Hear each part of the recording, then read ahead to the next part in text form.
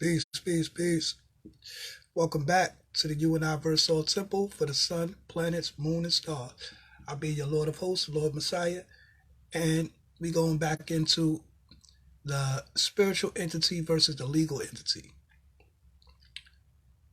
So, with that being said, the science of what we're dealing with, like I was going back in the last video, you can go back and I left off on this right here: executor, appointment of trustee, which is in the biblical terms, or the quote unquote, the terms you want to use is creator's delegation of authority for stewardship, because the trustee is actually the steward in the biblical terminology,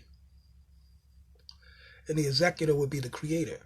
So therefore, if quote unquote the supreme being or God is the creator, Allah is the creator, then the delegation of authority was given to Adam as the steward, as the first trustee, or more so the steward of the earth, the conservator of the earth. You know what I'm saying? He was made to till the land, you know what I'm saying, name all the animals. And when Adam named the animals, that was that was him creating the schedule for the trust. You know how you name all your items? You describe you name and give a description to the items in your trust. That's what Adam did. Adam wasn't trusted to name all the animals, right? You know what I'm saying? So he named all the items, gave descriptions to all the items and what he was entrusted for to maintain as the stewardess or the trustee. See what I'm saying? So let's get into this, right? So it says, thus, and pardon me for having to do this on my phone, y'all. So check it, right? Thus, when a church assembles together, God owns the land upon which they meet. The land is temporarily loaned to man for the benefit of God, the true owner. So therefore, that equals the appointment right there, or the delegation of authority. God, you know what I'm saying? You go to Genesis 1:26, God gave man dominion over the earth. You know what I'm saying? God created man in his image and gave man dominion over the earth. You know what I'm saying? Over the fowl of the air, the fish of the sea, the field of the beast, beasts of the field, everything that creepeth upon the planet. And he also named them all. Like I said, created the schedule for the trust. So the Bible is a trust indenture. If you look at it that way, this is what I'm trying to break down to y'all. The Bible is a spiritual trust. The Bible is a spiritual entity. That's what it is. It's also a legal entity too. It can be used. See, it's used in a legal arena, but when it's used in a legal arena in a spiritual way, that's when they can't use their statutes and codes and all of that shit against you, because your religious rights are protected by the First Amendment of the Constitution. And it's been taught to us, by the very wise president, that the Sixth Amendment speaks about the Constitution and the treaty being the law, the supreme law of the land. So they honor the Constitution, or they're supposed to, you know what I'm saying? So therefore, or more so how we hold them to it is making sure that they don't violate it. Because we know it may not apply to us in certain degrees, but actually what the president teaches us, the first through eighth amendments apply to us. You know what I'm saying? And yeah, a lot of that is like our civil protections and so forth, civil rights. But we also dealing with divine rights. See, so when we dealing with the divine rights, Noble Drew Ali made a divine constitution, and then the president made a national constitution. So when you got both of those, you're head of the church and head of the state, and head of state. See, so then you control the church and the state separately, because they're supposed to be separated. You know what I'm saying? Separation of church and state. You know what I mean? So now let's continue. Although man has the temporal legal title of the land, God is equitable. God is the equitable owner. An equitable owner is one who is recognized in equity as owner of the property, because real and beneficial use and title belongs to him, even though bare legal title is invested in another. So even though, God entrusted Adam with all the property and so forth, God was still the owner of the property. You know what I'm saying? So, you know what I mean? That's how that went down. Right?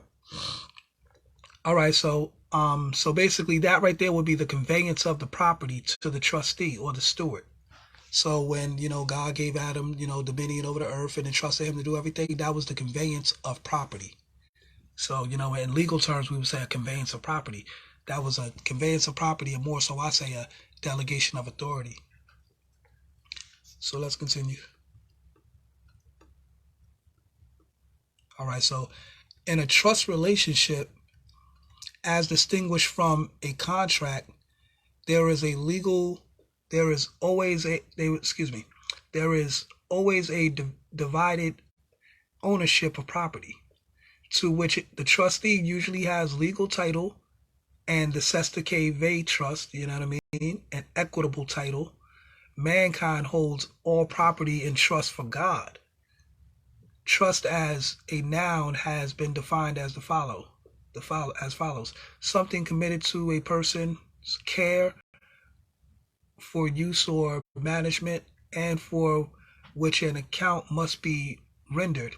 Every man's talents and advantages are a trust committed to him by his maker, and for the use or employment on which he is accountable. Behold, emphasis, mind. State of him to whom something is entrusted. So, it says, I serve him truly, that I will put me in trust. That will put me in trust. Pardon me. I will serve him truly, that will put me in trust. So how to say, in another Bible verse says, trust in the Lord with put all your will in the trust in the Lord. So your will and trust in the Lord, the will and the trust. And think about it. Like I said, the Bible is a trust indenture. It's also a will. Because think about it too. In a will, you have testaments, a testamentary trust. Because they call it a pour over. Like, because check it, right. In a trust, you can have what's called a pour over will, but I would more so say you should have a pour over trust in your will, and that would be through what you call a testamentary trust. You can have a testamentary trust as part of your will, as to where you would have certain benefits specifically given to specific beneficiaries in that specific testament. So when you look at the Bible, you got the Old Testament, the New Testament, and then even people came with the Last Testament. You know what I'm saying? So all of these different testaments are basically different covenants for different people at different times. And this is why even when the Quran comes along, the Quran says that Allah said that. Let me get the exact verses. See, because this is deep. It speaks about the Jews, the Christians, the Jews, the Sabians, and how they're supposed to follow their book. You know what I'm saying? In the Quran, Allah said that they're supposed to follow their book. So if they're supposed to follow their book, then they're not necessarily going to be in tune with the Quran, because they're supposed to follow the book that they're supposed to follow. You know what I'm saying? Excuse me. So in other words, that just goes to show you that too.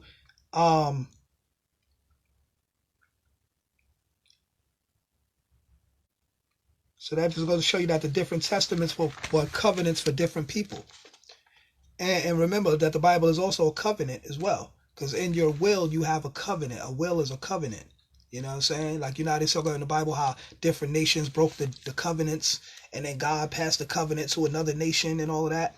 So yeah, that's what was going on. These are different covenants through will, the will of God, quote unquote. And then when it comes to Jesus, right? Jesus, by definition, Jesus would have been a Muslim. Because they say a Muslim is one who submits to do the will of God, right? So what did Jesus say? Jesus said, not my will, but thy will be done.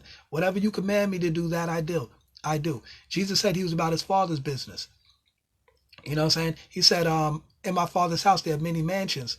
He spoke about an earthly estate, a heavenly estate. You know what I mean? All of these different things. So like, come on, this is legal terms. You know what I mean? But in a spiritual manner. See what I mean? So this is why we got to understand what was being said and put it back into a spiritual manner. All right, so when I get off of this, I'm going to go back into the thing, and then oh my gosh, this is so deep.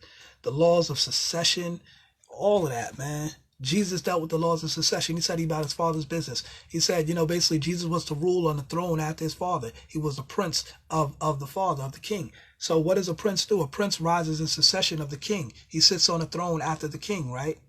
So that's what Jesus was to do, right? So, all of this, man. And like I say, the laws of succession, right, was expressed through the Bible.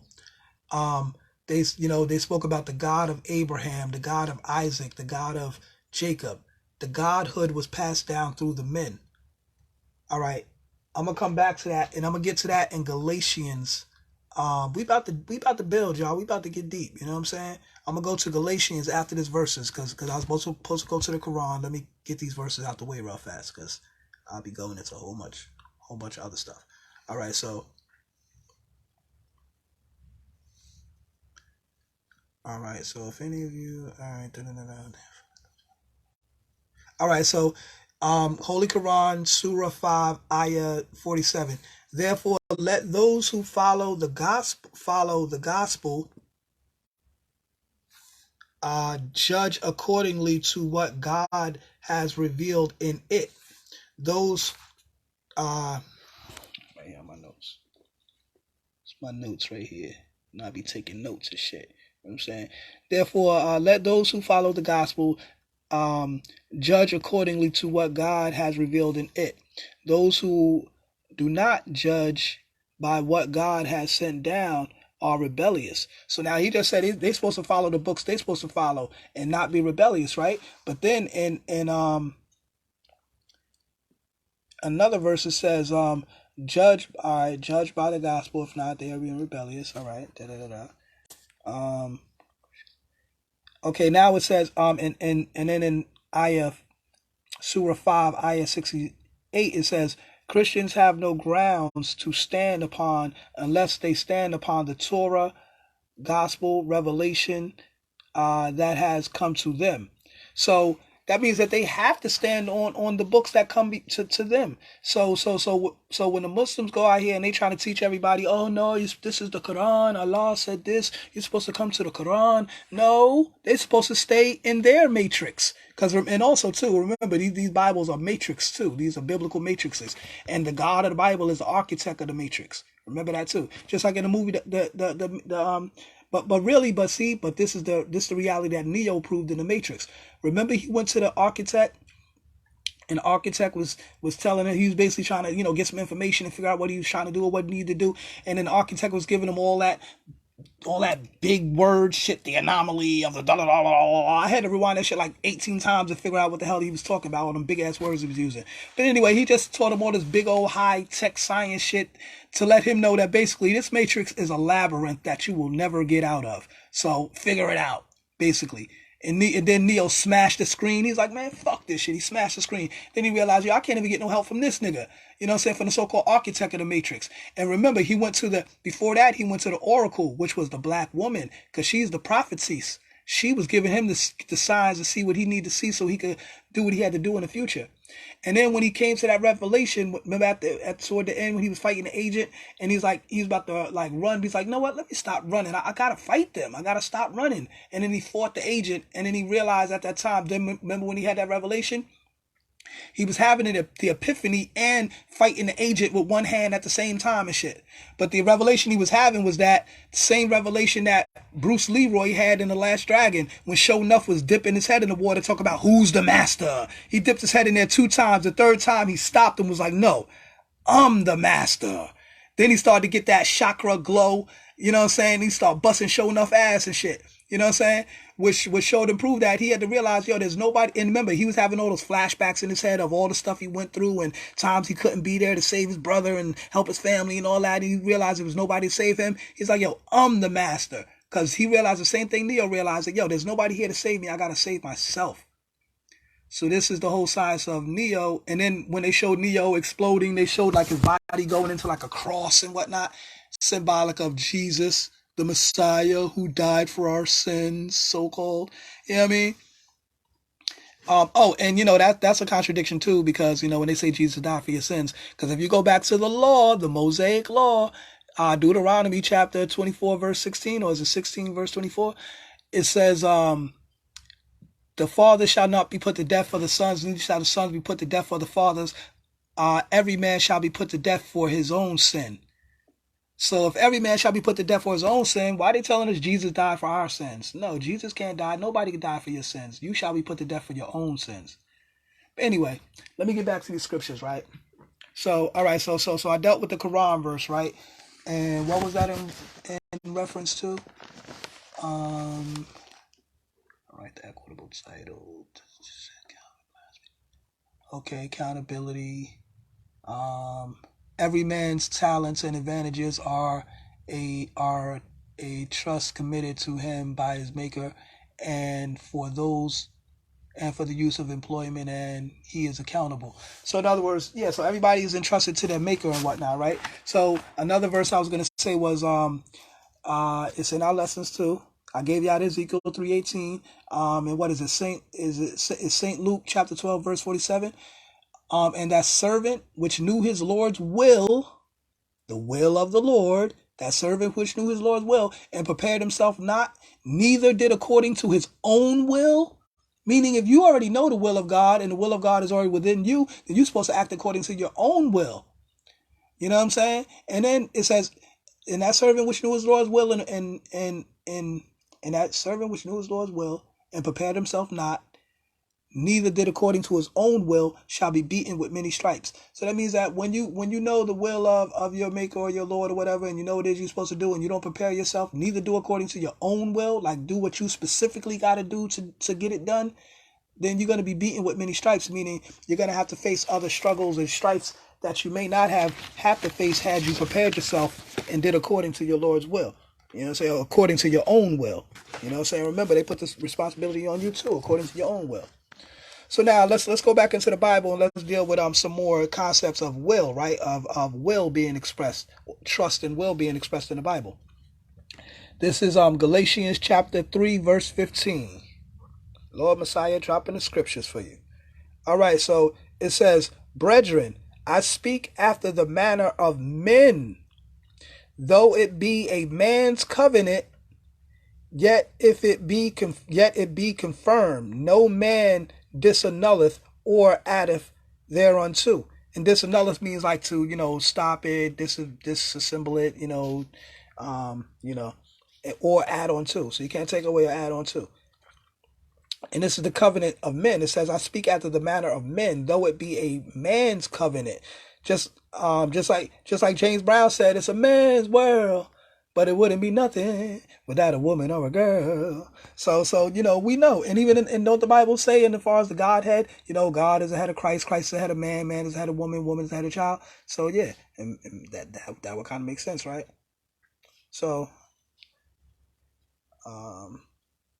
all right, so now verse 18, right? Going down to verse 18, it says, for if the inheritance be of the law, it is no more of promise, but God gave it to Abraham by promise. So remember, it spoke about the God of Abraham, the God of Isaac, the God of Jacob. The Godhood was expressed through the men. It was passed down through the Godhead. The Godhead was passed down through the men. Remember, verse 18, brethren, I speak after the manner of men, though it be a man's covenant, yet it be confirmed, no man disannulleth nor addeth thereunto. And then it goes on to say, for if the inheritance be of the law, it is no more of promise, because God gave it to Abraham by promise. So if the promise was given to Abraham, which is a man, it says if the inheritance be of the law, then the promise is no more good. Well, what do they mean by inheritance? Inheritance. In her. Because everything you inherit is in her. The inheritance comes through the woman. The will comes through the father. You see? And usually, for some reason, it seems like the man usually dies before grandpa dies before grandma usually, right? So that's why grandpa writes the will. And being that when a man and a woman gets married, through the act of joinder, the man becomes head of household, and then the man is able to claim the woman on his taxes, like as a dependent. Why? Because he's head of household. You know what I'm saying? And that's how it goes even in law like that. So and that's going back to biblical principles, because they know where it stems from. You see what I'm saying? And this is why when you get married in a church, right? Don't you get married in a church, right? And now listen, this the science, right? This is how I remember, like I said, separation of church and state. The state is trying to take the place of God. You know what I mean? Because, perfect example, like I say, back in the days when people got married, they used to say, by the power invested in me, by Almighty God, I now pronounce you husband and wife. Now the pastor got to say, by the power invested in me, by the state of whatever state he's in, I now pronounce you husband and wife. Why he got to say the state of now instead of Almighty God? Because the churches incorporated themselves. And now they can't stand on the biblical doctrines and use God as their ultimate authority. They have to use the state as the authority because he's a licensed minister now. He's a licensed minister, licensed by the state. You know what I mean? Now he got to report to the IRS and all of that. And now the state is over his head instead of God being his head. And doesn't the scripture say you can't serve two masters? No servant can serve two masters unless you spite the one, love one, and hate the other, right? So why are we out here serving two masters? Come on now, let's get it together, y'all. We gotta know how to properly organize things. And Lord Messiah is showing you. See what I'm saying? Because the Messiah's duty was to show people how to establish the kingdom of God, and to let them know about their death and resurrection cycle, and which is science is that you don't die because you resurrect simply. You know what I mean? And the science of, like the Hindus would say, dharma and karma. You know what I'm saying? Your life cycles and you know whether you're gonna leave behind debt or you're gonna leave behind inheritance. So basically, to develop this spiritual will and spiritual trust, a spiritual entity, is to get yourself out of the corporate debt so you don't pass on corporate debt through corporate entities to your heirs and your successors. You want to pass on inheritance through your will and your trust in the Lord. You know what I'm saying? But yo, so peep this, y'all. Let me put this out here before anybody steal my stuff. And I'm copywriting this. This is going in my trust right now. I'm putting the copyrights in there and all of that, and the trademarks. The name of my temple, or rather say my declaration of trust, is going to be called "In Allah We Trust." Don't nobody steal my shit. Yeah. They got "In God We Trust," but I don't believe in God. I bear witness that Allah is the God. Om leg, om head, supreme head, which is the consciousness, the intelligence, the supreme intelligence that pervades the boundless universe. So therefore, the authority and the jurisdiction of Allah is boundless, infinite. So our jurisdiction is the whole universe, not just the planet. You know what I'm saying? So let's get it, y'all. So where was I at, y'all? All right, so you see these Bible verses, they break it down. Like I said, inheritance. In her. Everything you inherit is in her. So it says, but if the inheritance be of the Lord, then the promise is no more good, because God gave it to Abraham by promise. And like I said earlier in verse 14, brethren, I speak after the manner of men, though it be a man's covenant. So the covenant was through the men. And if the inheritance be of the Lord, then the promise is no more good. So let's give another example of how that's so biblically, and I'm gonna give you a theatrical example through the show Power. I know everybody watches show Power and whatnot, and y'all know how, you know what I'm saying, Tariq, he tried to kill his father to think he was gonna get some kind of money or or inheritance by listening to his mother to kill his father, to think he's gonna get all this money and blah blah blah blah. But wasn't Ghost smart? What did Ghost do? Ghost set up a trust and a will, as to where Tariq, he had to do certain provisions of that will or that trust before he get any of that money. He had to go to school, get a certain grade point average, and so forth and so forth.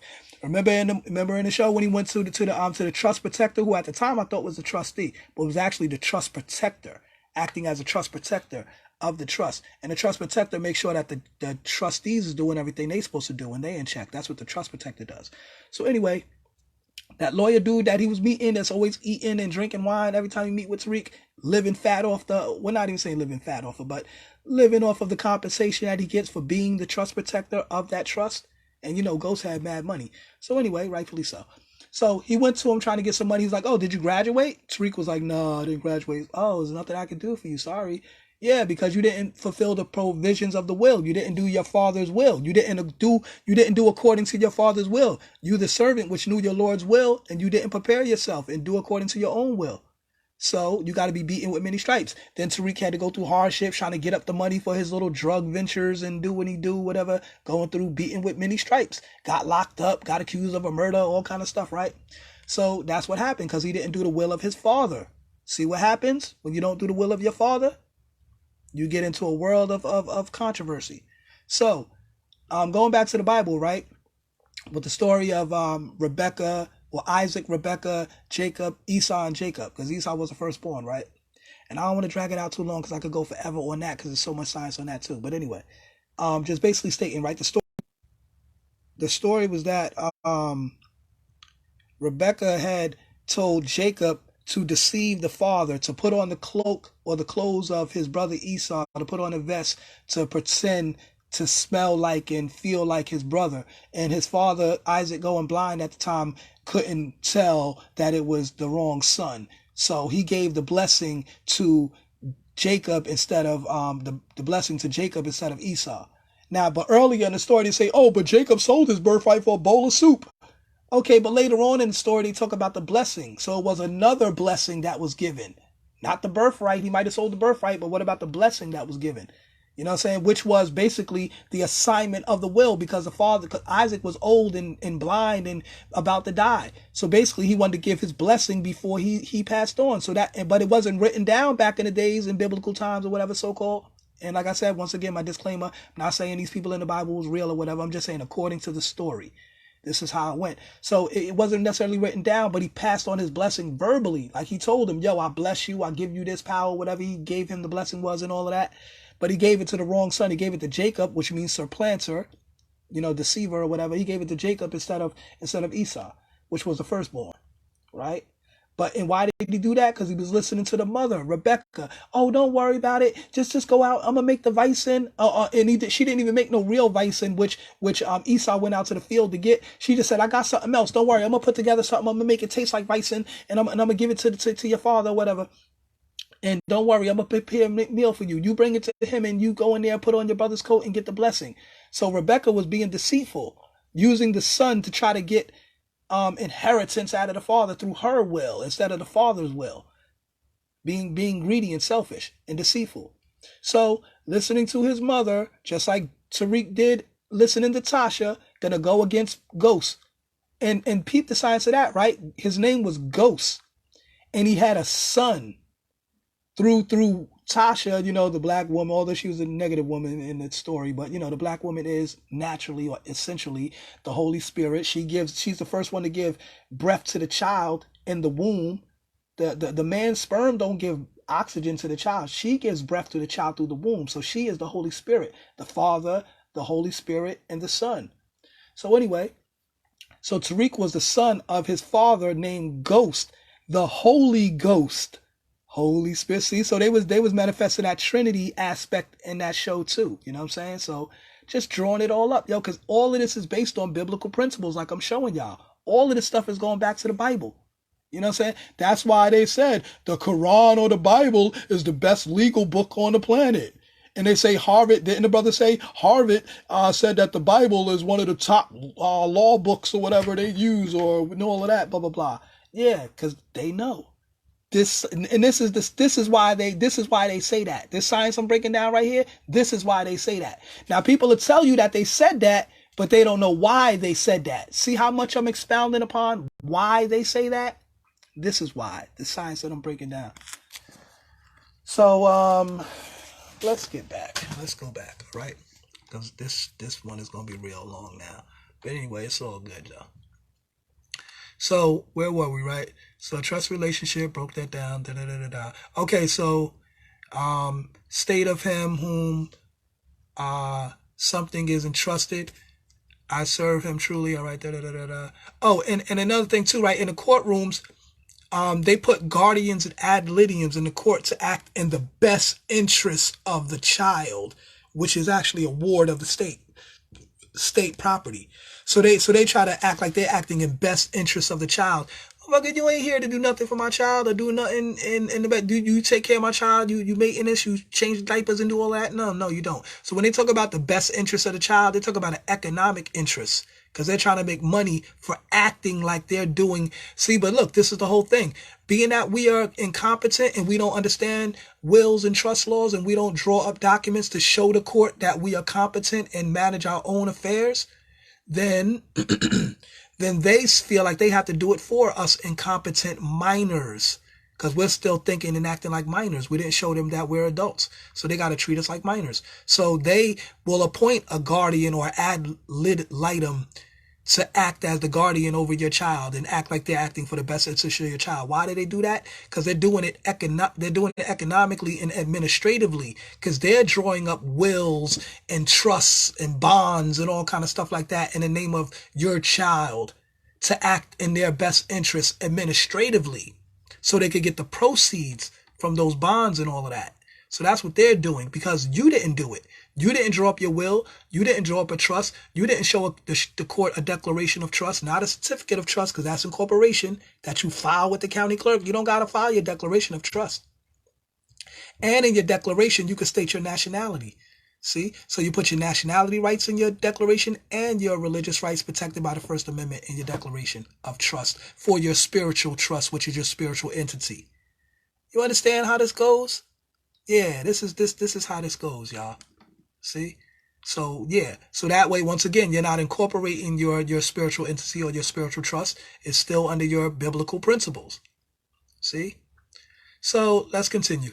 In law, and like I said, being that you haven't done that and showed them that you've done that and drew this paperwork up or expressed that verbally in the court and so forth, how you do what you do, then they're going to assume that they need to do something for you because you're incompetent.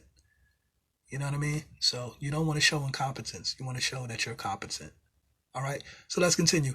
In law, an estate devised or granted in confidence that the devisee or grantee shall convey it or dispose of the profits at the will of another.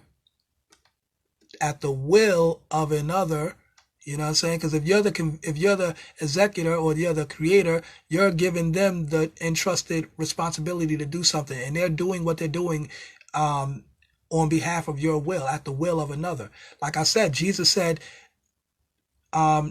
not my will, but thy will be done. Whatever you command me to do, that I do.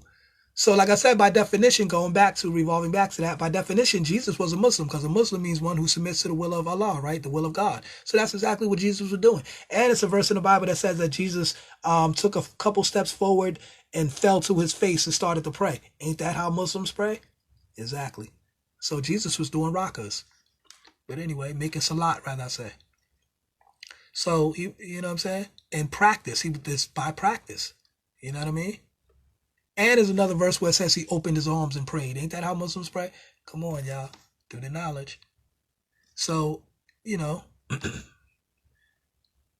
So, all right, let's continue. So, at the will of another, an estate held for the use of another.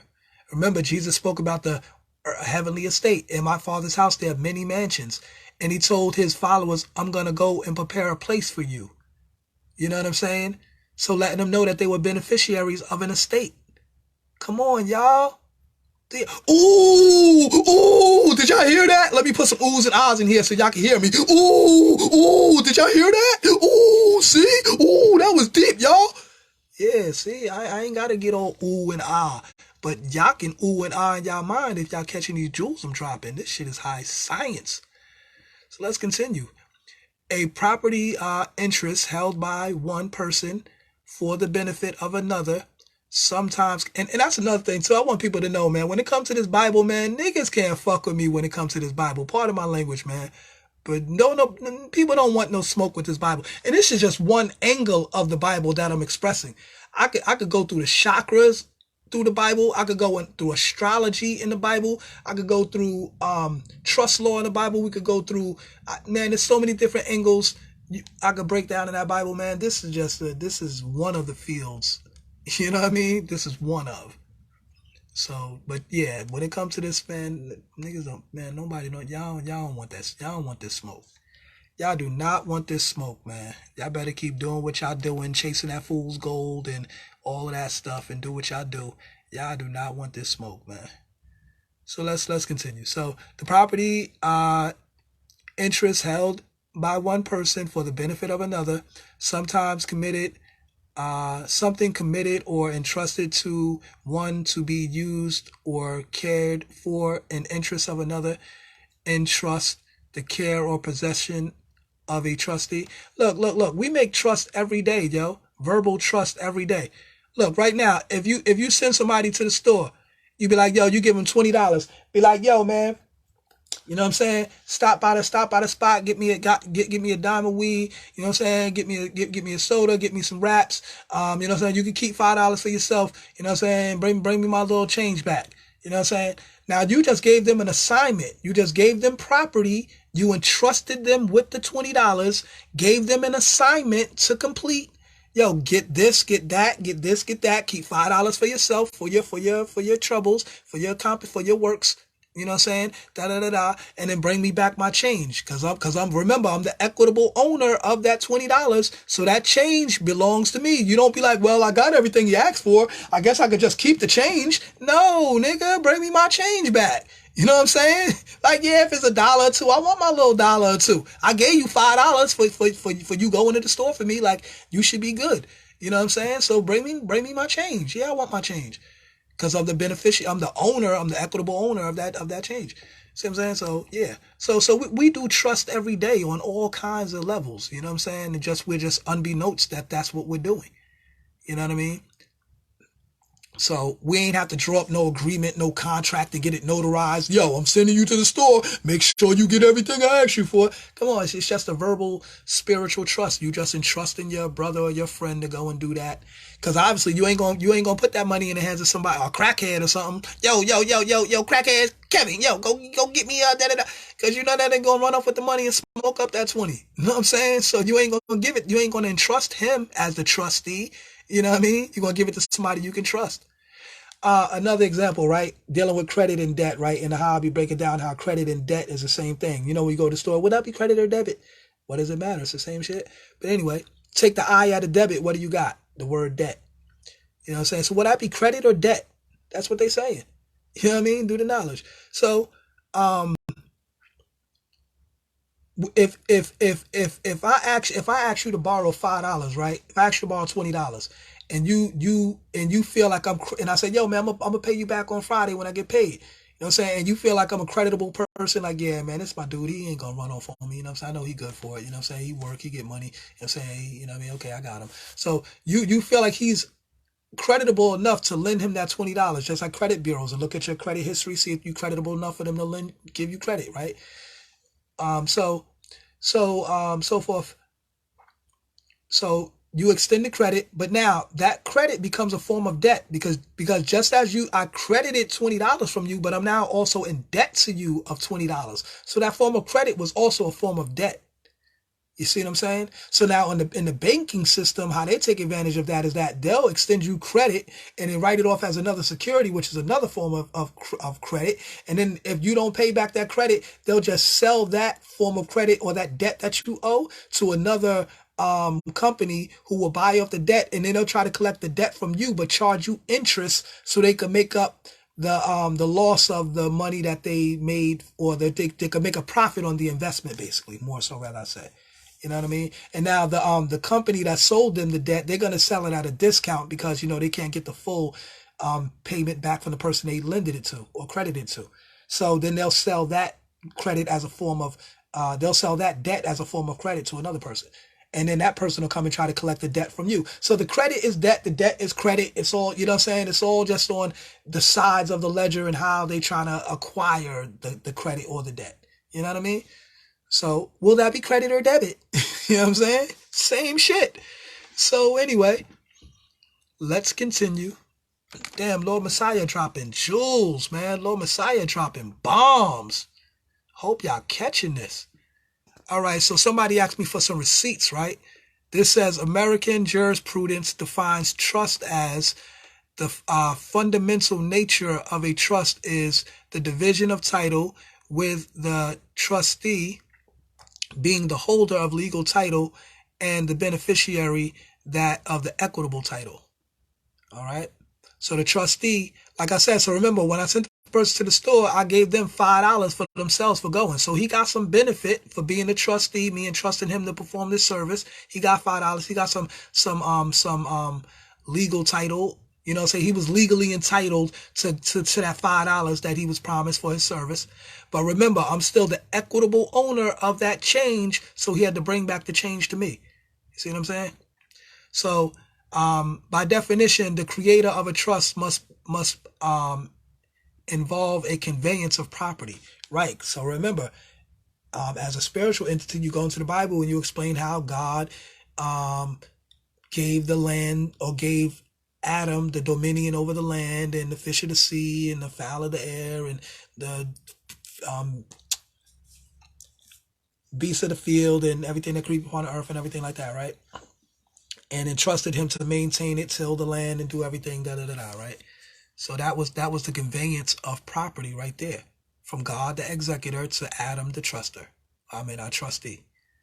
So a trust exists where the legal title of property is held by one or more persons under the equitable obligation to convey, apply, or deal with such property for the benefit of another person. A trust has been defined as a fiduciary relationship with respect to property, subjecting the person by which the title of the property is held to equitable duties to deal with the property for the benefit of another person, which arises as a result of a manifestation of an intention to create it. Right. Because in a trust, you also can write your intent. Like, what's the intent? Well, and the intent or the purpose also explains what the trust is for. If it's a business trust, if it's a family trust, if it's a spiritual trust, whatever type of function it is, you express what that is. So, the restatement defines, right, the word resulting. Constructive as fiduciary relationship to property. Okay, so they're just like, break it down. Trust and stuff. Y'all know how trust is, how it functions. Y'all should know by now, all this stuff I explained. All right, well, let me just finish that up anyway. So, resulting or constructing is a fiduciary relationship with respect to a property arising from the manifestation of intention to create the relationship and the subjection of the person who holds title to the property to duties to deal with it for the benefit of charity or for one or more persons, or at least to whom is not the sole trustee. Caution: a trust consists not only of property but also of the trust instrument. Right, the declaration of trust. See now with a spiritual entity, being that it's not incorporated, you don't need a registration of trust because you're not registering the trust. You don't need a certificate of trust because you're not filing it with the county to get a certified copy. You don't need all of those other documents. All you need is a declaration of trust, because you're gonna declare what it is. And don't you see also too, in the spiritual trust, that saves you a whole lot of documentation and tax filing and all the stuff you got to do with the IRS and all of that. Get an EIN for this and a business this and an EIN and a foreign account and all of that shit. You ain't even got to do all of that shit now. You know what I'm saying? This simplifies a whole lot of stuff. You know what I'm saying? Because for real, this is the reason why I could say, at least for myself, let me speak for myself. This is maybe why I got a whole lot of stuff together. You know what I'm saying? But why I haven't known the exact specifics of how I want to go about stuff, because there's so much stuff out there and so many different ways to do this and do that and do this and do that and da-da-da-da-da-da-da-da-da-da-da. It's like, damn, man, it'd be hard to make up your mind. But this stuff right here simplifies it. It simplifies everything. Simplifies it. You know what I mean? So you ain't got to deal with all of that corporate stuff, all of that legal stuff, dealing with a legal entity. That's why through your spiritual entity, everything is done through how you design it and structure it. And then you the only one that got to show and prove what it is. And your divine authority comes from your creator, which is protected by the First Amendment, your religious rights in the First Amendment. Man, that's all you got to stand on, period. All that other stuff, well, this and that and all that other... Man, that's a whole lot of stuff, man. You're gonna be tired doing all of that. Lord Messiah is showing you how to establish the kingdom of God on in earth as it is in heaven. And remember, the kingdom of heaven is within you. Luke chapter 17, verse 21. That's what Jesus told the Pharisees. So let's continue, right? Trust in the Bible, right? So how did they express trust in the Bible? Now we're about to get deeper into that, right? So the principles of trust run throughout the Bible. God owned all things, even the body, soul, and spirit of man. Right. So like in my trust, I had wrote in my trust that I had put it as the intellectual property of all members is held in trust. The taxable labor, the taxation of all their labor via their works is held in trust. So in other words, nobody can tax anybody under my trust because all our labor is held in trust. You can't tax us. We work as independent contractors. So there's no, if we choose to file a 1099, we could do that. But, you know, I'll find a biblical term for an independent contractor. Lord of hosts. The Lord of hosts. That's what an independent contractor is, the Lord of hosts. The one that's running the show, or the one that's, you know, doing what he do, but not being all biased and arrogant and all that like that. So anyway, and yo, later on, maybe in the next video, I'll get into an example of how there's a story about Jesus in the Bible. He was real shrewd. Luke chapter 19. Read Luke chapter 19. How Jesus acted as an executor and how he treated his trustees. They said he was a very austere man, a very vain. What is the term they used?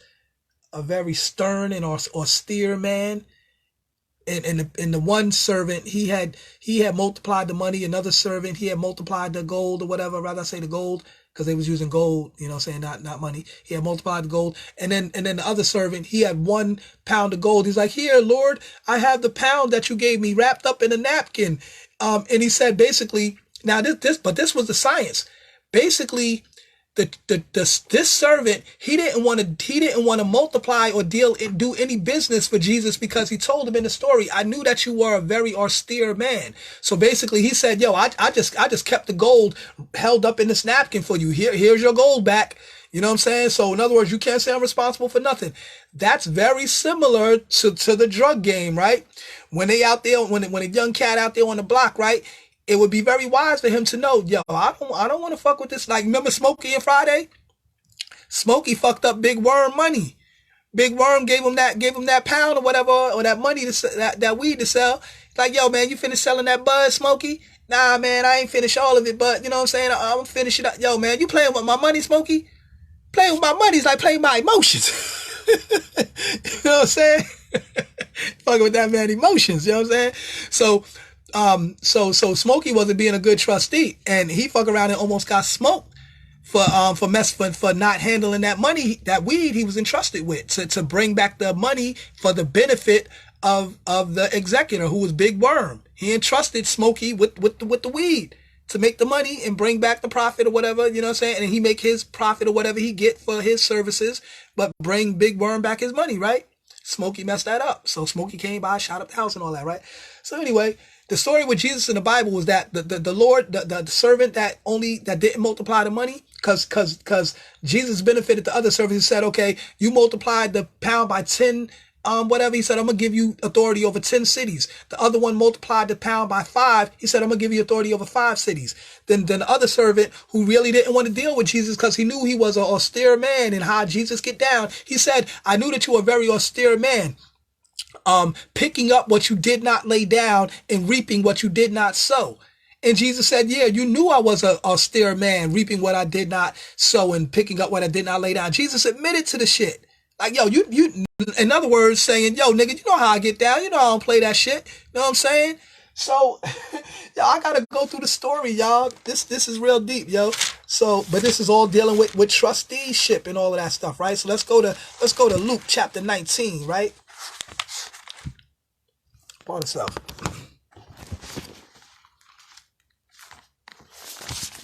All right, so Luke chapter 19, right?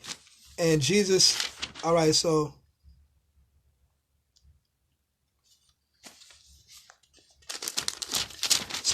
basically, So like basically it's like the young kid, if he out there on the block and he know not to mess with somebody money, excuse me, he don't want to take the pack. He like, nah, man, I ain't taking that pack. I messing with that man money. Cause remember what Cole was trying to tell him. Craig was trying to tell Smokey, yo, man, I heard he smoked the fool. I heard he smoked the fool for $50. You know what I'm saying?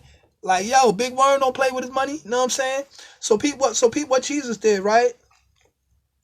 It says, whereof, then gaveth not thou money. All right. And all right. So here we go, right? This is the story. Going from chapter 19, verse 19. Right? He says, and he said likewise to him, but thou also oversee 5 cities, right? Okay, yeah, so the 10 cities and then the 5 cities he gave them.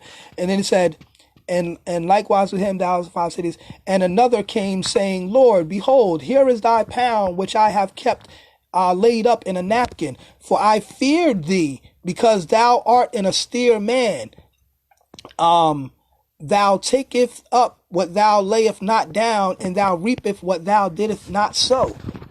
And he saith unto him, out of thine own mouth I will judge thee, O thou wicked servant. So in other words, Jesus was mad because he ain't multiplied a pound. He ain't put that work in. You know what I'm saying? He ain't moved that pack, basically. You know what I'm saying? And Jesus got mad and he said, out of thy own mouth I will curse thee, thou wicked servant. Thou knewest that I was an austere man, taking up that which I lay not down and reaping what I did not sow. This is Jesus admitting to what the servant said. Like, you know what I mean?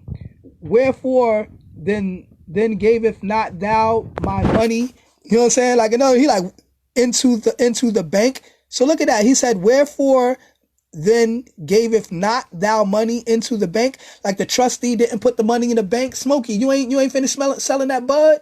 Nah, man, I ain't finished selling all of it. I'm gonna finish it up though, man. Yo, man, you playing with my money? Then Smokey, then Big Worm put that gun on his lap, letting Smokey know, like, nigga, I ain't playing with you, man.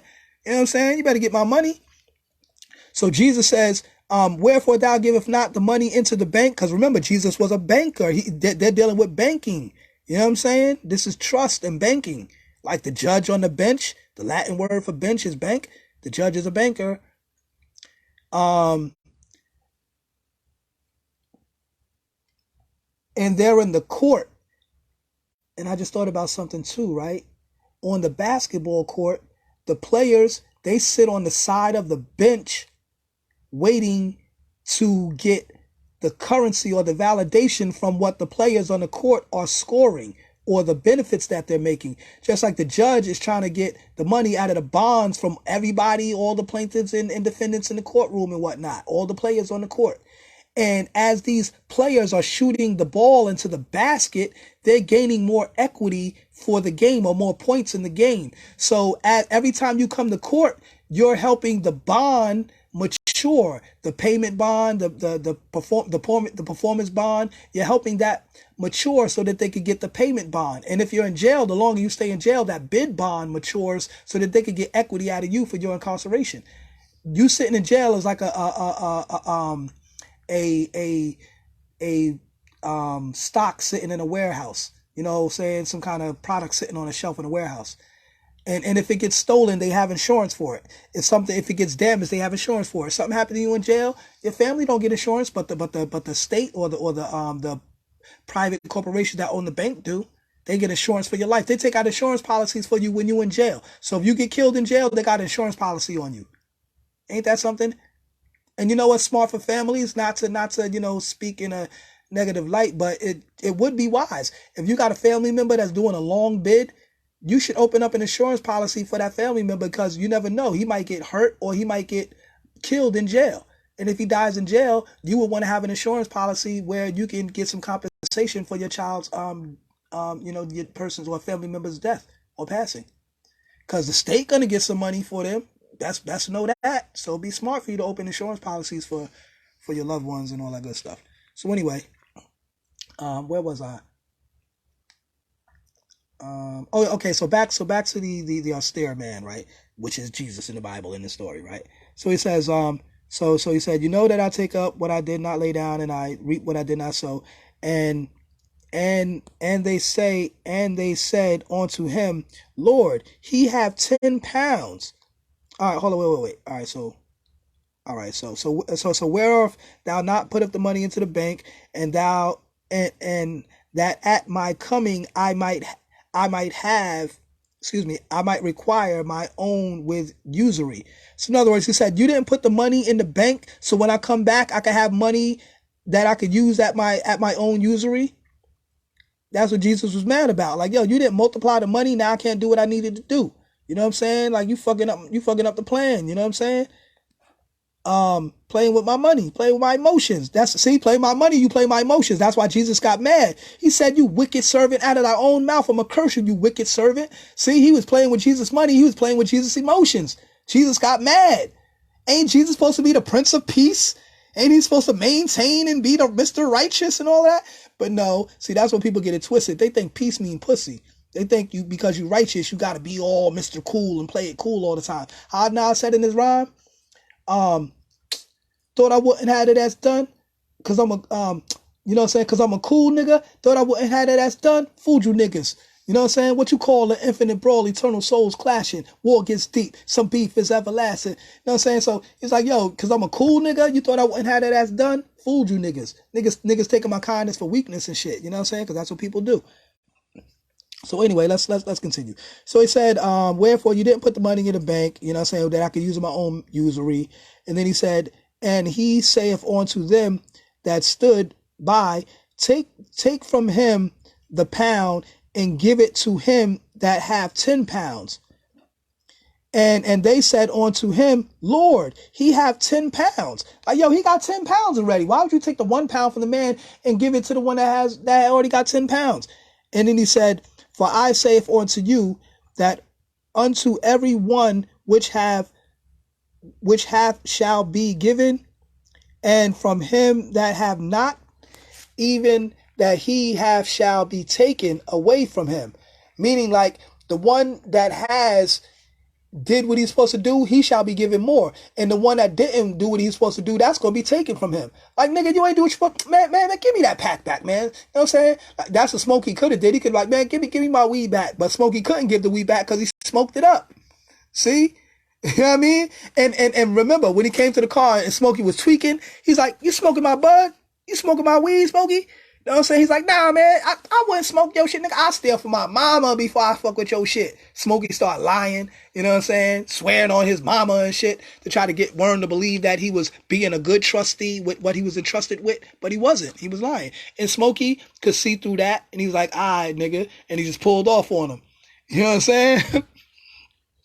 And Smokey thought he was playing, man. That's why Craig told him, man, yo, Smokey ain't playing with his money, man. He smoked the fool for $50. So peep this, right? Smokey, Big Worm smoked the fool for $50. Peep what Jesus does in the Bible.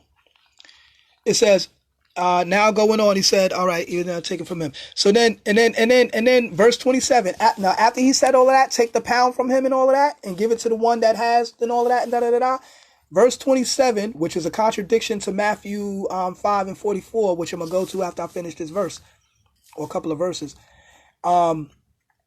So then it says, but those mine enemies, which would not that I should reign over them, bring hither and slay them before me. Jesus' words in red. And slay them before me. So in other words, because these people didn't want to let him reign over them, he said, bring them before me and slay them. You know what I'm saying? Bring hither and slay them before me. So Jesus basically put a hit out on these people or basically on the one that he just took the money from, because he didn't multiply the pound. He didn't do the work. Just like Smokey came and shot up Big Worm came and shot up Smokey Mom's crib because Smokey didn't sell the bud and get the money. He smoked up the weed. So Worm had to come and execute and do what they do. You know, mobsters got to handle their business. Gangsters got to handle what they got to do. So he sent niggas by the crib to shoot up the crib. So what did Jesus do as a gangster he is?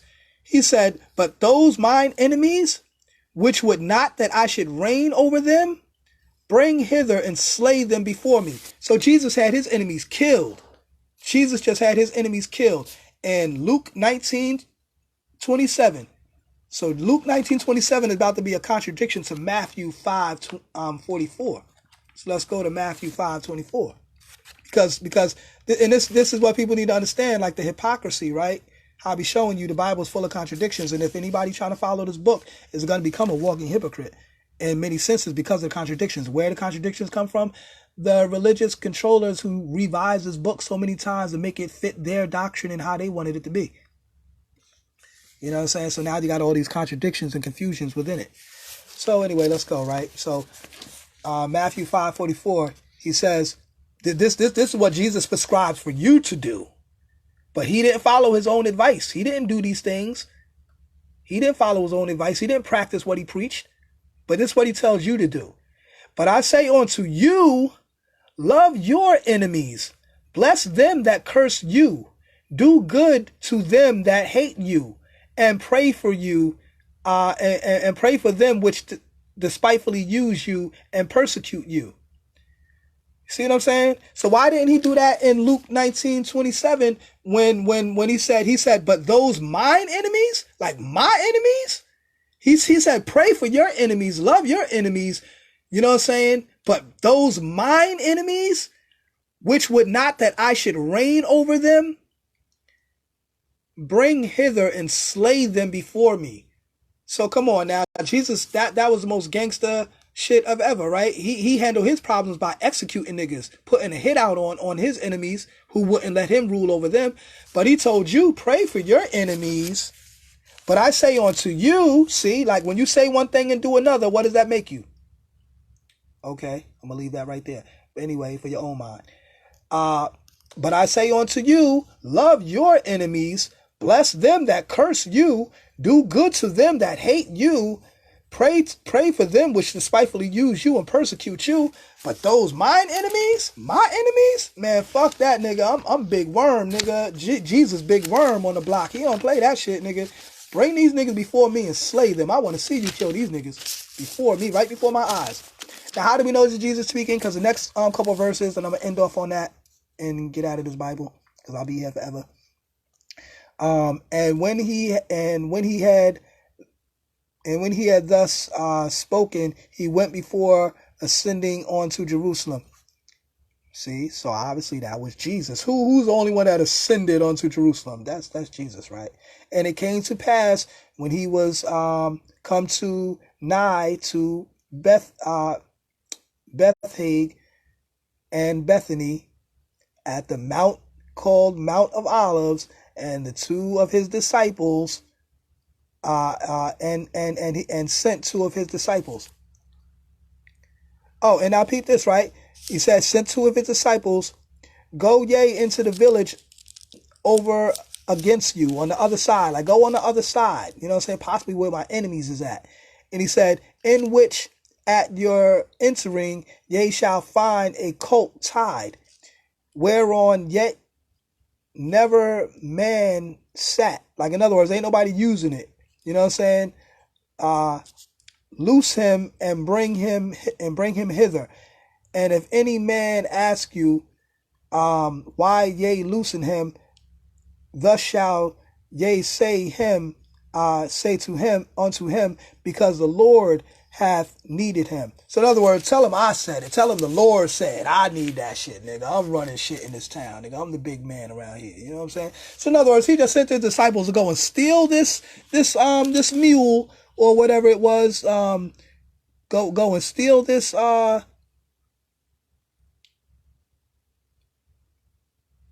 enter therefore you shall find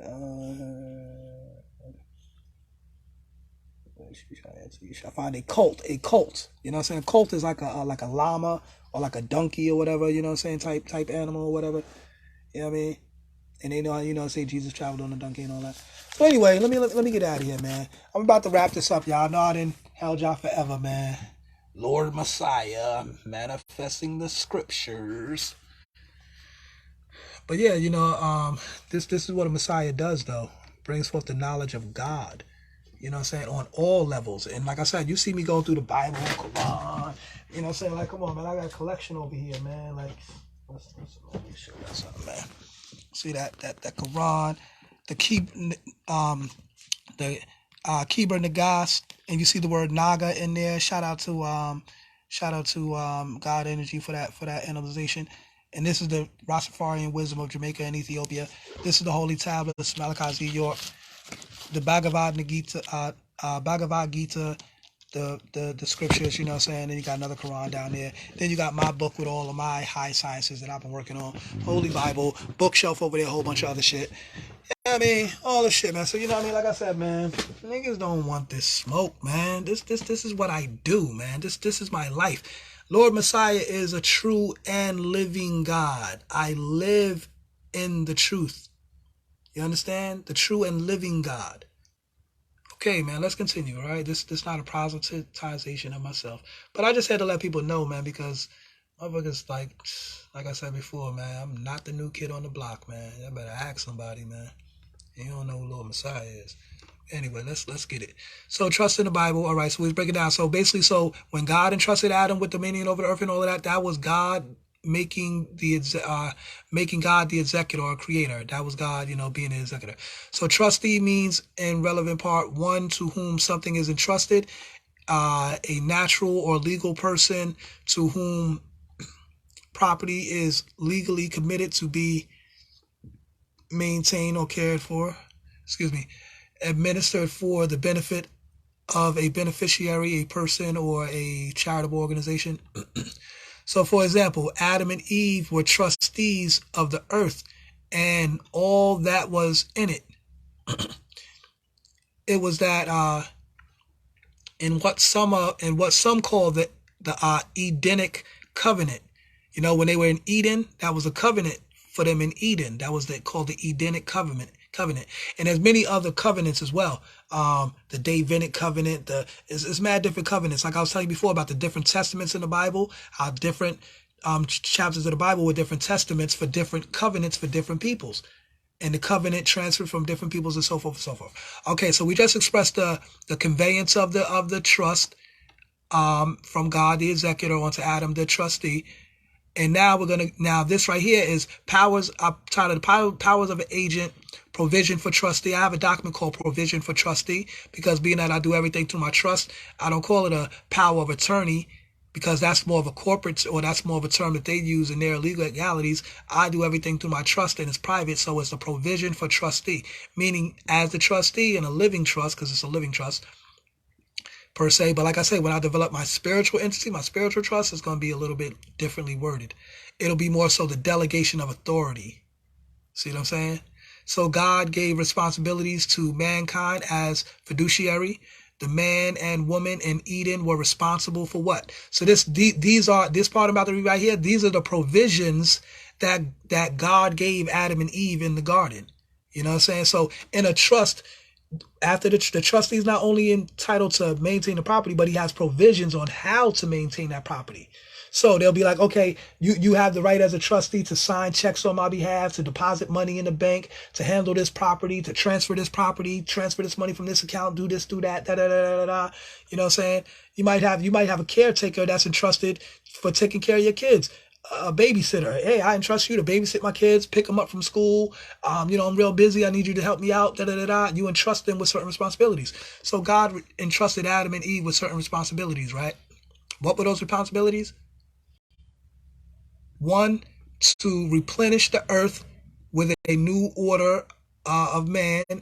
Oh, and that's so deep too, because if you go through Genesis, there was many versions of man made. You look at Genesis 1:26. In 27, it says, God made man in his own image, male and female made he them. Then Genesis 2 and 6 and 7, it says that he caused a spout to go up from the earth, and he made man from the dust of the earth and breathed into his nostrils the breath of life, and man became a living soul. Hold on, what about the man you already made in Genesis 1:26? Male and female made he them. You ain't made a man and a woman in your image. But then he said he made a man from the dust of the earth and breathed into his nostrils the breath of life. So God put his breath or spirit into that man, that particular man. But the other man he made in his image. So what? What did he just have? Like wow. The first man was like a straw man, like a prototype. And then the other man he put the spirit into was with an actual, and man became a living soul. That was the spiritual entity or the living being that was made. But the first man or and woman that was made was just like an image or a prototype, like a straw man, like they do to you in the hospital. You got the living baby that was born, then they take your name and turn it into a straw man. Wow. See, now that's something to ooh and ah about. Wow. See how the trust activity is happening in the Bible? Wow. So then when they say in God we trust, see, this is how they run their game though, because their God is a mystery God. It's invisible. So when they say in God we trust, yeah, they're entrusted to handle everything by according to their God, but you can never challenge their God like, yo, God, did you actually entrust them to handle this? Are they the actual stewardess of this earth? Are they really supposed to be running stuff? Or are they actually, like Jesus said, the synagogue of Satan, and their father was a liar from the beginning? Are they really those people, the synagogue of Satan, who are running the banks and the hospitals and the courts and everything, da da da and all of that? Wow. Are those people that are doing that, claiming that they the trustees or the stewardess? And it's really how the Israelites be out there. No, we the original Jews. We the original men. We supposed to be da da da. So then you need to develop a spiritual entity, how I'm showing you right now, and reclaim your power. I'm showing you how to reclaim your power. Lord Messiah is showing you how to reestablish your kingdom on earth. Right now, 2023. This ain't Jesus 2,000 years ago. Messiah has resurrected. It's here right now in your face. Bam. I'm showing you. Come on, man. Yo, when I came to this information, man, I said, wow, man, this, and when I realized, I've been getting so mad on Facebook and running around social media and trying to get people to help me do this and do that. I realized, and I'm not, like I said, it's not proselytization, man. And I'm not saying I'm the Messiah, but I am a Messiah. And a Messiah can't really try to look for another Messiah to do what Messiah's ordained to do. Like, I got to do this shit. This is why I got to break this down. And this is why other people got this information, but they not manifesting it the way I'm manifesting it because they not who I am. You see what I'm saying? So I have a divine will and a divine right to do this, man. Like, I know I'm aligned, man. Motherfuckers be talking about, oh, I'm aligned. I'm in tune with the Most High. I was ordained, and okay. Well, show me. So anyway, let's continue, man. Let me. So, all right. So this is what they was entrusted to do. So to replenish the earth and create a new order of man, to subdue the earth to human uses. He said, subdue the earth and, be fruitful, multiply, subdue the earth and all of that. You know what I'm saying? To have dominion over the animal creation. You know what I'm saying? Over the beasts of the field, the fish of the sea, the fowl of the air. You know what I'm saying? Everything that creepeth upon the earth. To eat the herbs and fruits. You know what I'm saying? Said every green herb shall be given to you and it shall be meat for you. So every green herb, that's including that. You know what green herb I'm talking about. But they say you're supposed to take it as a different way. We're not supposed to be necessarily smoking it. Maybe we're supposed to be drinking it like a tea or making like weed brownies and actually eating it. Like word. You know what I'm saying? The smoking of it is alteration. That's an alchemical alteration that man has discovered how to do. You know what I mean? But that wasn't necessarily the original purpose. But it is a purpose because man is an alchemist and we have the ability to do that. So like, you know what I mean? Grown ass man. It's not what it goes in, and not what goes in a man's temple that defiles him is what comes out. So if a person know how to do what they do and maintain themselves and they ain't harming anybody and acting all wild out, then, all things in moderation. So let's continue. To till and keep the garden, like they told Adam to till the land. So now when people talk about a land trust, right? Like, saying, yeah, we got the land trust. So if we got the land trust, then we are the ones who's supposed to be tilling the land and keeping the garden. We're supposed to be the conservators of the land trust. We are the people, not the state. See, once you incorporate your entity and make it a legal entity instead of a spiritual entity, then the state becomes the conservator of your trust or of your legal entity, which should have remained a spiritual entity. But now the state has say so in the matter as one of the heads, because now you're under two masters, serving two masters. And you're not supposed to serve two masters. You're supposed to love one and hate the other. So this is why I love the Lord and I hate the IRS. You know what I'm saying? Or rather, I say this is why Messiah the Lord is showing you how to develop your spiritual entity so you don't have to sell out to the 501c3 or the 5081A of the IRS. Okay? To put it in more layman, direct terms. Because I am that Messiah I'm talking about, manifesting it right now. You know what I'm saying? So, to till and keep the garden, to abstain from eating of the tree of knowledge of good and evil. And the penalty for that was death. So there was a consequence for them not doing what they was told to do. You know what I'm saying? That was the penalty.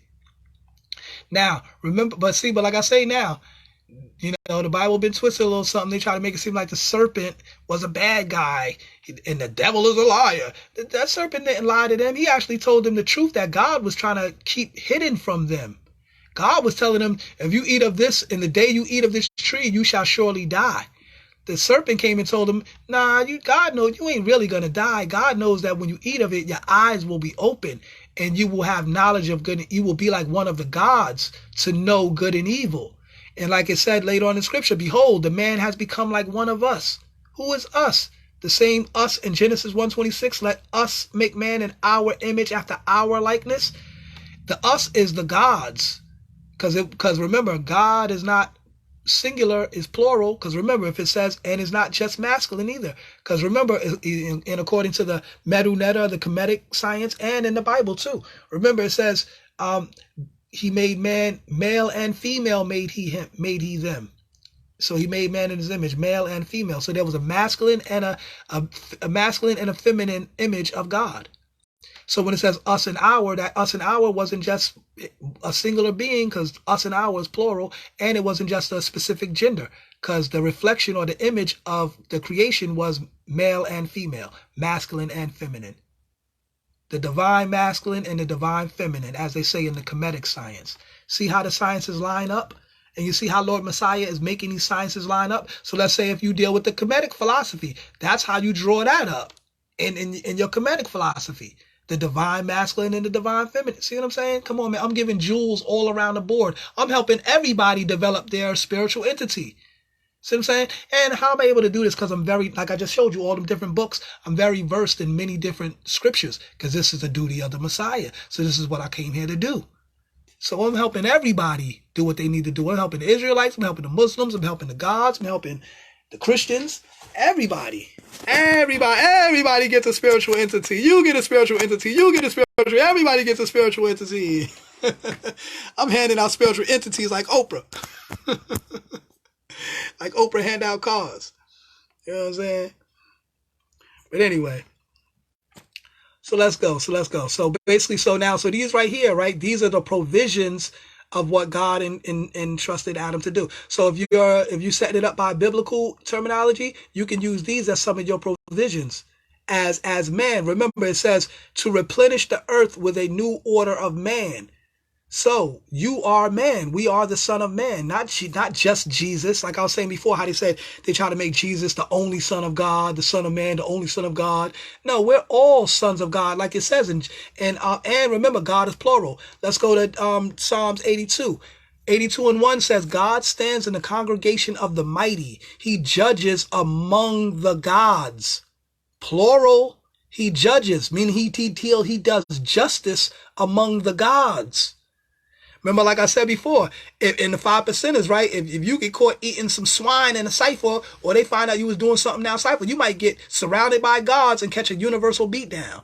You're going to have you're going to be seeing moons, stars, and planets when they done with your ass. You know what I'm saying? Stars and clovers and lucky charms out this motherfucker. You're going to be seeing, you know what I'm saying?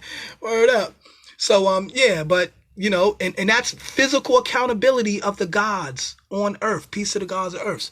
You know what I'm saying? That's physical accountability. And like I said before, that's why a lot of gods turn Muslim. Because they're like, man, I can't be in the cipher being judged by the gods, physically being held accountable.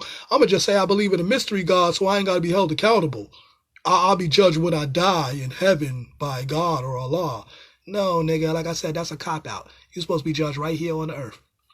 Just like it says in the Bible and the Quran. So anyway, let's continue. So after those provisions was done, that was making man and woman the trustees or the steward or the stewards or the conservators, or more so Adam was made the conservator because he was made to till the land. So he was, entrusted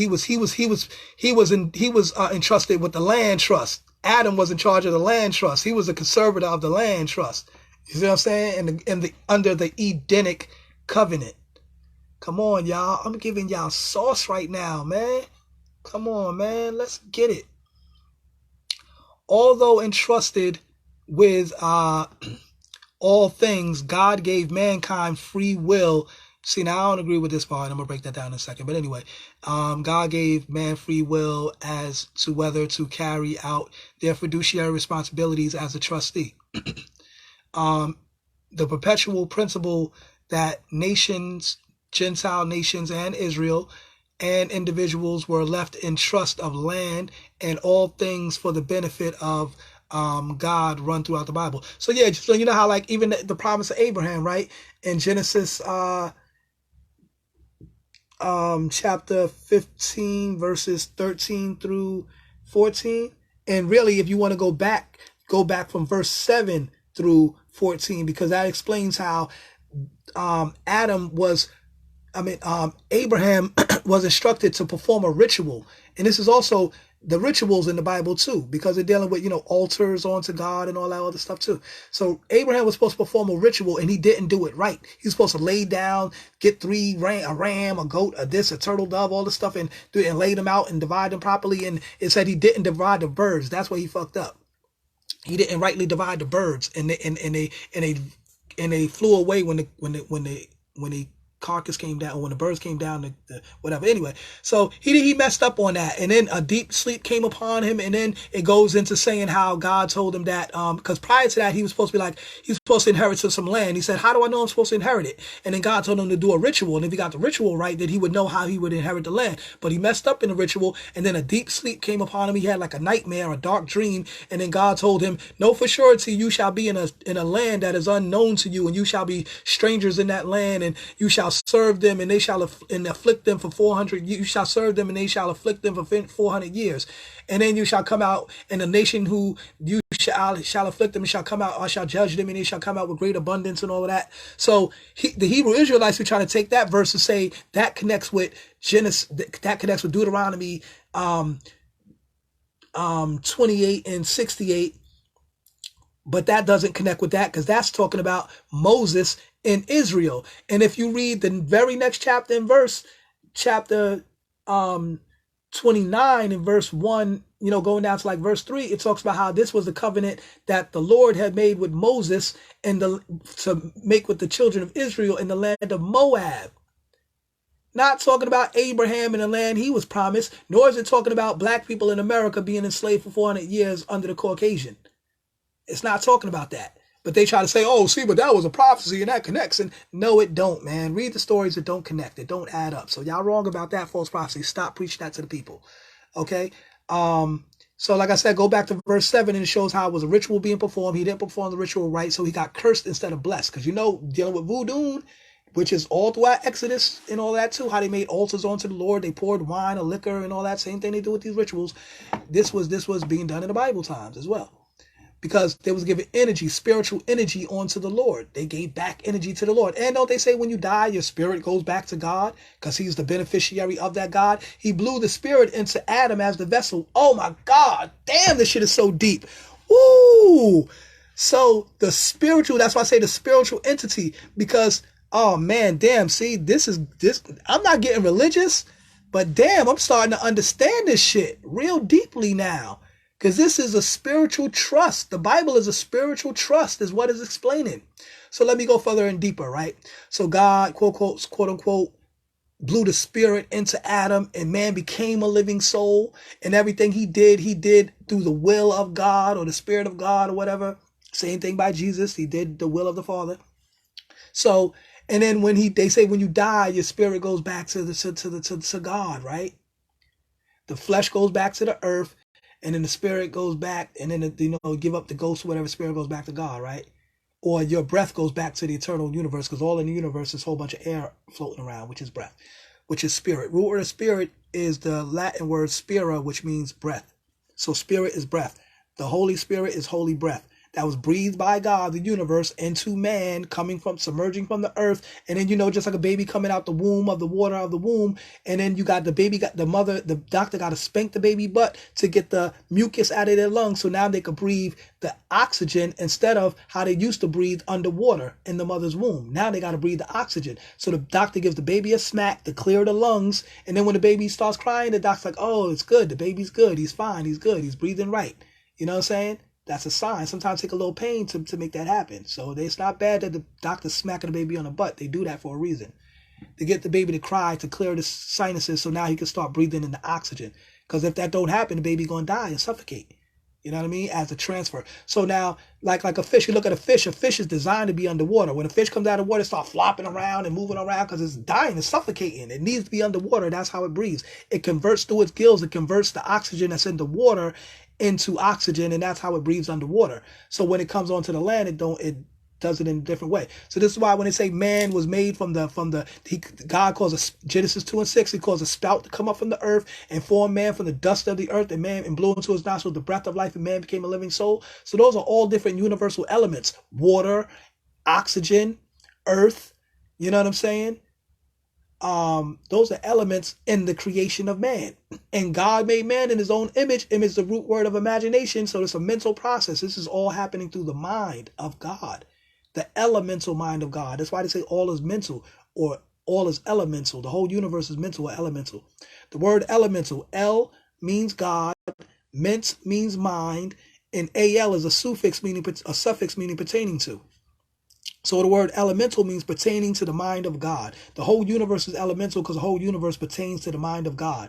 So the mind is the mental knowledge that's radiating on a nano level, on an elemental level that you can't see. That's why they say God is invisible. The mind is invisible.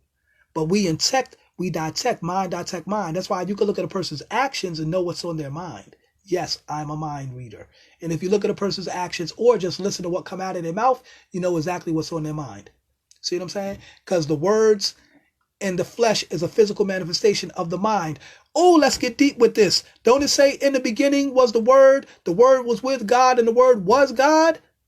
John 1:1 and 2. And then John 1:14, it says the Word became flesh and dwelled among us. Woo! Come on now. So I just broke it down scientifically, and then I showed you how in the Bible they explain it religiously or spiritually, but I just gave you the mathematical or universal breakdown of it. How it's broken down elementally. Elementally.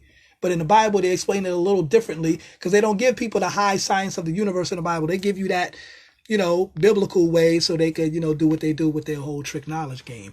But what I'm doing is breaking down the trickery of the Bible and putting it back into its universal context. That's what the God does. See what I'm saying? So where was I? All right, so the breath of God was God's property as GP, are you with me? God's property, right? You know what I'm saying? He breathed that breath into man, which was the oxygen, the holy breath, right? And then man became the physical vessel. Like we live in the physical body breathing in air. That's why the Eastern philosophies, they deal with like breathing techniques, and they teach about prana and chi and how the breath is everything, you know what I'm saying? And they sit for hours and meditate and breathe in all day and all that shit, the monks and all of that, because they know that breath is life. If you stop breathing right now for like 5 minutes or so, you're going to die. If you stop drinking water for a week or so, a couple days to a week, you're going to die. Why? Because your body needs those natural elements to exist. Without those natural elements, you will die. Now, people say, oh, well, you got to believe in God. You don't believe in God? Let's say if I'm an atheist, I don't believe in God. Me not believing in a God, whatever God it may be, I can still live to 101 years old because I'm eating healthy, I'm exercising, I'm taking care of my physical vessel, which is the body of God, which is the temple of God. God body, we are the gods in the flesh, manifest from the universal mind, the elemental mind.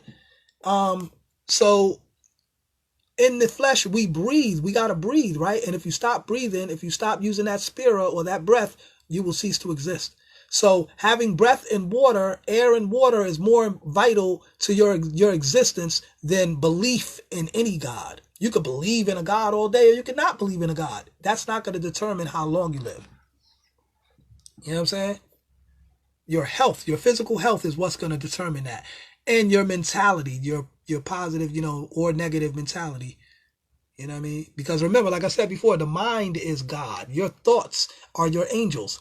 So when you think, like when you have pains in your mind, you could cure that. When you're having pains in your body, you could cure that with your mind just by thinking and focusing the focus on where the spot that hurts or whatever the case may be. You sprain your ankle or something, you start working out the ankle, you start moving it around, walking on it, walking it off or whatever, and you're focusing on it and you're getting better and all that. It's mental. Shit is not, how they say, even in boxing, it's 90% mental, 10% physical. Because everything is mental. It's all the mental. The body is the physical trustee for the mind, which is the executor. And then the results of what you do, the reactions, the cause of the effect of the cause is the understanding of the beneficiary. So therefore, you can benefit yourself from your actions, or you could advantage yourself from your actions, you could disadvantage yourself from your actions. All based on how you choose to go about it. So now, and that's the free mind that you have. But even though you have a free mind, you still are bound to universal laws. No one is above the universal laws. Yes, I'm the God, we the gods, but no one is above universal law. Because when you start thinking you're above universal law, that's when you violate the universal laws. And just like that servant which knew his Lord's will and prepared himself not, neither did according to his own will, you shall be beaten with many stripes. See what I'm saying? So you want to go according to the universal laws and keep everything in tune so you don't violate universal law. Now, in a biblical sense, they will say, and this is why I say I disagree with the fact where they say that God gave man free will to act as a trustee, whether he wanted to be responsible or not. Not really, because according to the Bible, you have laws, statutes, and commandments. So if you have laws, statutes, and commandments, ain't no free will in that. There's no free will in having laws, statutes, and commandments. You got to do by what the laws, statutes, and commandments say. Root word of commandment is command, and ment means mind. So a commandment is a command of the mind. And that's why I say your mind is God, and your thoughts carry out what your mind say to do. So you already living under a divine covenant and commandments of God by your own mind, because you're God conscious. You're conscious of what you do. People be talking about, oh, the devil possessed me. I ain't know what I was doing. Stop lying, nigga. You possessed yourself, and you chose to do what you did. Ain't no devil possess you. Well, if you want to call that devil negative thought, then yeah, your negative thought possess you. Your lower self possess, or your negative thought possess you and brought you to do something in your lower self. Because it's all about your higher and lower self. You are the supreme being. Ain't no mystery God. So don't blame it on the alcohol, what they call spirits. Don't blame it on the alcohol. Nope, can't blame the alcohol. Blame yourself. The alcohol, they say a drunk person speak a sober mind, right? A drunk tongue speak a sober mind, or whatever, how they say that. Because people, when they drunk, they start speaking truth. They speak how they really feel, because they drunk and they not being all conscious and politically correct. That shit come from the heart and their emotions, how they really feel. You know what I'm saying? So that's why they call wine or spirit or liquor, they call it spirits, because it influences your mind and your emotions. And the root word of alcohol is alcohol, which means flesh-eating spirit. That's why people that drink liquor for many years, that shit starts eating up their liver. They get liver ulcers in their liver, ulceritis, what they call it or whatever. You know what I'm saying? And their organs start swelling and shit like that. They get damage from that. And also it affects the brain. If you drink a lot, you'll get what's called wet brain. Your brain gets absorbed by too much liquor and shit. Your brain's supposed to be, your body cells supposed to be absorbing water, which has oxygen in it. Hennessy, Patron, and Ciroc ain't got no oxygen in it. You know what I'm saying? It got a flesh-eating spirit in it called alcohol, which will literally eat your flesh. That's why when people be doing bad stuff or talking all out of while, they be like, man, that's the liquor talking, man. Let them sleep it off. You know what I'm saying? That's the liquor talking. You know what I mean? Because that spirit has an influence on you, right? Now, but you still, like I say, that's why they say drink responsibly. You're not supposed to drink so much to where you out of control and you out of your senses, and now the substance is taking control of you, and then you wake up and blame it on the alcohol. No, nigga, you knew what you was doing because you knew not to drink too much. That's why. So, like I say, you were conscious all along, regardless of the outcome of the factor. You were conscious. So don't blame it on alcohol. So anyway, let's go. The Lord spoke. All right, two concepts. All right, parables. Matthew and Luke. He spoke of the earthly master leaving certain amounts of goods or monies with the servants. Yeah, like I was telling a story about the servants, how he said he was a stir man and they ain't multiply the pound, so he had the men slaved before him. And then it says the more important parable, spiritual story, meaning to the Lord and his servants. So they were servants or trustees for him, and one of them didn't do what he was supposed to do, so he had them slaved and shit. So the master had an absolute right to own his goods, but he distributed to his servants to be for the benefit of the master, to be the awarded according to their profitable use of the property entrusted in him. So look, this is what the slave masters used to do during slavery. Remember during in Roots, Chicken George? Chicken George, the slave master had Chicken George fighting the chickens, doing the chicken fights, the cockfights. And Chicken George, he was winning a lot of money for Massa in them cockfights. And he would give Chicken George, some of the proceeds of what he won. He would give him some nice clothes to wear. And, he would be doing a little bit better than the other slaves. He became what's called a trustee.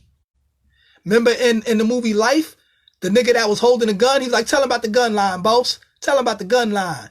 You know what I'm saying? He was considered a trustee for the slave master because the slave master was reading the Bible, manipulating the Bible to act like they were the stewardess and we were the servants and we had to serve them according to God.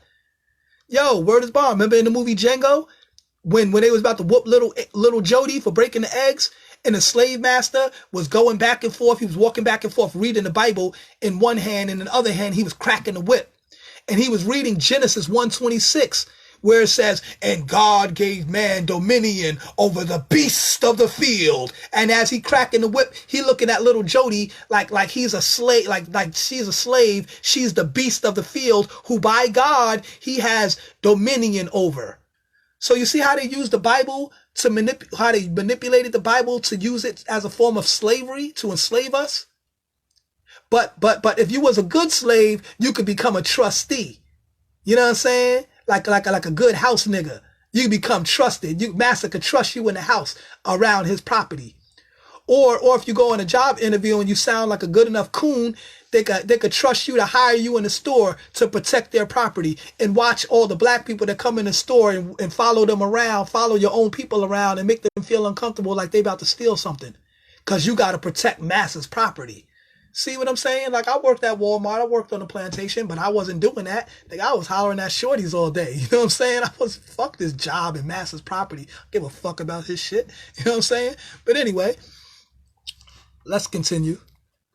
So yeah, man. So, I mean, damn, how much more do I gotta go into, man? I done gave over 50 examples of trust relationships, of fiduciary capacities in so many different ways. Life situations, theatrical movie situations, Bible verses.